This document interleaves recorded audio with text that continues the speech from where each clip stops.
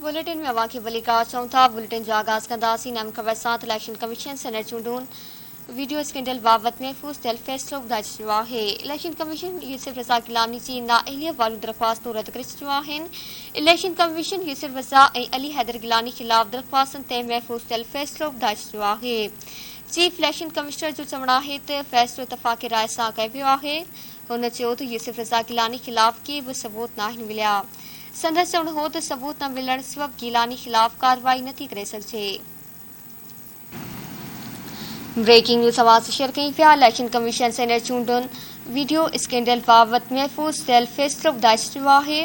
Election commission यूसुफ रज़ा गिलानी जी नाअहलियत वारियूं दरख़्वास्तूं रद्द करे छॾियूं आहिनि।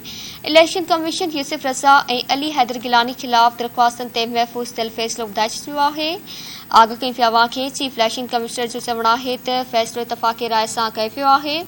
हुन चयो त यूसुफ रज़ा गिलानी ख़िलाफ़ के बि सबूत नाहिनि मिलिया।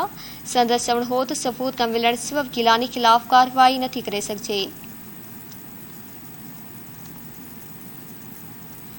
ब्रेकिंग न्यूज़ आवाज़ शेयर कई पिया। इलेक्शन कमीशन सेनेट चूंड वीडियो स्कैंडल बाबति महफ़ूज़ थियल फ़ैसिलो ॿुधाए छॾियो आहे। इलेक्शन कमीशन यूसुफ रज़ा गिलानी जी नाअहलियत वारियूं दरख़्वास्तूं रद्द करे छॾियूं आहिनि।